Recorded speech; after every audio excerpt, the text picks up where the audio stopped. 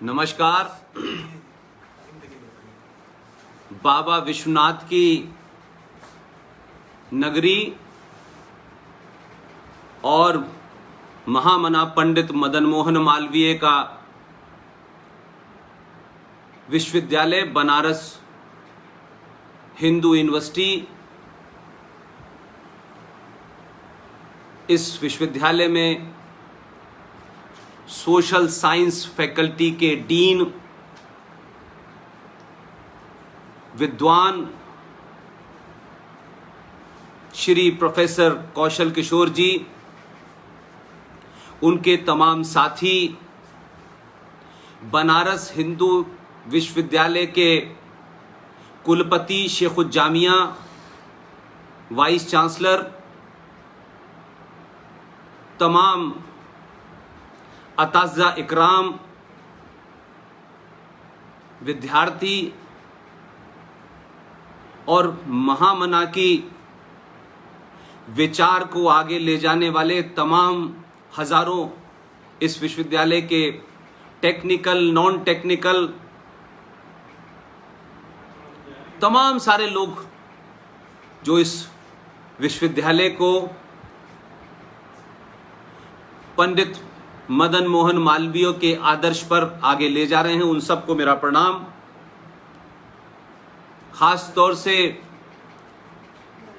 Professor Kaushal Kishore जी का विशेष आभार कि दुनिया की सबसे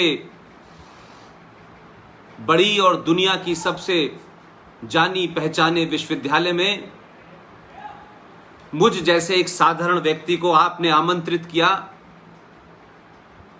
कि मैं आज देश के सामने जो बहुत सारी चुनौतियां हैं उन पर अपनी बात रखूं। आपने जो आज विषय चुना है, इस विषय की सबसे ज्यादा जरूरत है, इस विषय को समझना भी है और इस विषय को धरती पे, जमीन पे उतारना भी है। कौशल किशोर जी ने कल मुझसे बात की थी और उस वक्त मुझे उनकी बातचीत से लगा कि उनके अंदर एक धधकती हुई ज्वाला है, उलझन है, उथल पुथल है कि वो एक अध्यापक के रूप में जो भी कुछ कर रहे हैं उसके अलावा भी उन्हें लगता है कि समाज में इस वक्त जो स्थिति है उसको क्लासरूम से बाहर निकल के भी जनमानस के बीच ले जाना है और क्लासरूम की शिक्षा, क्लासरूम के अंदर होने वाले बहुत सारी चीजें वो आपकी मार्कशीट को बहुत भारी और बहुत हल्का तो करती हैं, लेकिन शिक्षा के बंधन होते हैं, कोर्स का बंधन होता है, उसमें बहुत सारी ऐसी बातें नहीं कही जा सकती, नहीं पढ़ाई जा सकती जो असल में सच होती हैं, लेकिन वो कोर्स से बाहर होती हैं। यह दुनिया का पहला ऐसा देश है कि जहां जो पढ़ाया जाता है वो सच नहीं है और जो सच है उसे पढ़ाया जाता नहीं है। और इस असमंजस में जो शिक्षा है वो मार्कशीट देकर के आपको कहीं नौकरी दिला सकती है, लेकिन आप एक इंसान बने,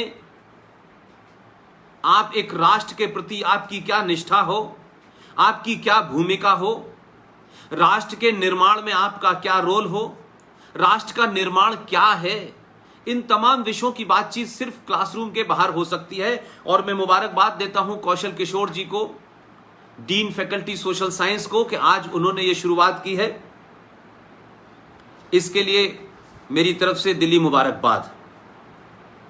आपने जो टॉपिक चुना है उसका नाम है नए भारत का निर्माण और आतंकवाद की समस्या। कौशल जी, आप इस बात से भली भांति परिचित होंगे कि मैं कुछ बातों को बहुत अच्छे गिलाफ में लपेट करके उनको जनमानस के बीच सिर्फ ताली बजवाने के लिए नहीं कहता। अगर 1000 साल के बाद भी हमने अपने अंदर की भ्रांतियां नहीं दूर की, अपने अंदर के लालच को, डर को दूर नहीं किया, और आप 2020 में भी सच को सच कहने से किन्हीं कारणों से, वो कारण कितना भी बड़ा हो, राष्ट्र से बड़ा नहीं हो सकता। अगर आप आज भी सच नहीं बोले, ये भारत का जनमानस हजारों साल की संस्कृति, सनातन धर्म और करोड़ों साल की सभ्यता के मानने वाले आज भी अपना तेरा, छोटा बड़ा, ऊंच नीच, अगड़ा पिछड़ा, इससे बाहर नहीं निकले, तो कुछ लोग सत्ता पे आएंगे, चले जाएंगे। सत्ताएं आती हैं, जाती हैं, पार्टियां बनती हैं, बिगड़ती हैं। कोई पार्टी, कोई सत्ता राष्ट्र से बड़ी नहीं होती। लेकिन एक आम नागरिक की भूमिका, एक आम अध्यापक की भूमिका उस प्रधानमंत्री और राष्ट्रपति से बड़ी होती है जो सत्ता के शीर्ष पर बैठा होता है। राष्ट्र को चलाने के लिए एक छोटे से इंस्ट्रूमेंट की जरूरत होती है। उस इंस्ट्रूमेंट का नाम है सत्ता। सत्ता कैसे काम करे, उसके लिए व्यवस्था बनाई जाती है। और राष्ट्र को चलाने के लिए जो आदर्श होते हैं, उसमें करोड़ों साल से जिस तरीके से एक नतीजे पे पहुंचा जाता है, उनमें कोई बदलाव नहीं किया जा सकता। इसलिए स्टेट को चलाने के लिए एक किताब होती है जिसे आप संविधान कहते हैं। उसमें समय समय पर बदलाव होता है, कुछ जोड़ा जाता है, कुछ घटाया जाता है, कुछ राजनीतिक स्वार्थों के कारण भी होता है, कुछ राष्ट्र बेहतर बने इसलिए भी उस संविधान में घटाया बढ़ाया जाता है। लेकिन राष्ट्र की पहचान संविधान से नहीं होती है। राष्ट्र की पहचान हजारों साल के मूल परंपराओं, आस्थाओं से होती है।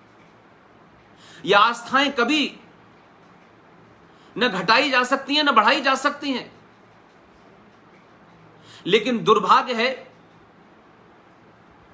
कि एक राज्य को चलाने के लिए बहुत बहुत बड़े महान लोगों ने, जिन्हें हम आज भी महान कहते हैं, उन्होंने हमारी हजारों साल की आस्थाओं में जो मंत्र थे, जो भजन थे, उसमें भी बदलाव कर दिया। क्योंकि राज्य की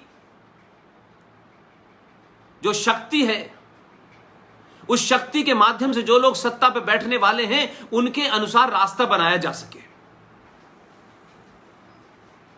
आज भारत तथाकथित तौर पे आजाद हो गया और भारत के निर्माण को लेकर के तरह तरह की बातें कही जा रही हैं। ये भाखड़ा नंडल डैम है, ये इसरो है, ये तमाम चीजें हैं कि साहब ये निर्माण हुआ। ये किसी राज्य के चलने के लिए निर्माण तो हुआ, लेकिन कोई राष्ट्र इस बात पे मुनस्सर होता है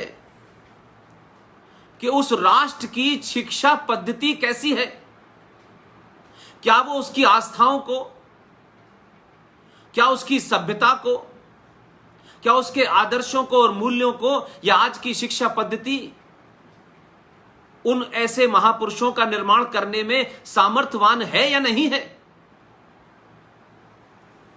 लिहाजा मैं मानता हूं कि जो आपने टॉपिक रखा है, उस टॉपिक पे मैं सीधे तौर पे आना चाहता हूं, क्योंकि समय की सीमा भी आपने निर्धारित की है। मैं पूछना चाहता हूं, क्योंकि ये मेरा प्रिय विषय है। मैं पिछले 25-30 साल से इसी पे काम कर रहा हूं और इसी के बीच में जिया हूं और इसी के बीच में पैदा हुआ हूं। आपने कहा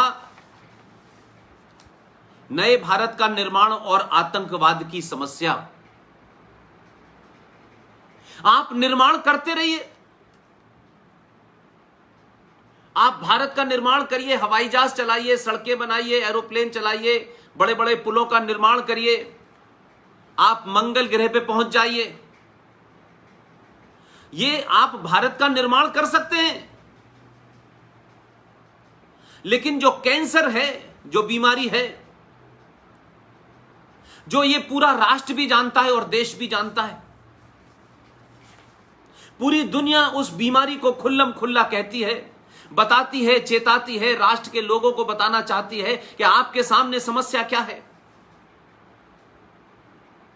लेकिन हम 1000 साल से जिस बीमारी से ग्रस्त हैं,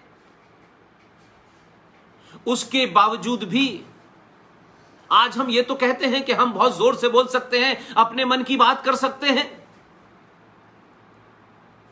लेकिन जब आप मन की बात करते हैं, मैं करता हूं, आप करते हैं, और तमाम सब करते हैं, और देश के बड़े बड़े नेता भी करते हैं, हम 1000 साल के बाद भी अपने मन में अपने मन की बात नहीं कह पा रहे हैं। इससे ज्यादा हमारे लिए क्या त्रासदी होगी।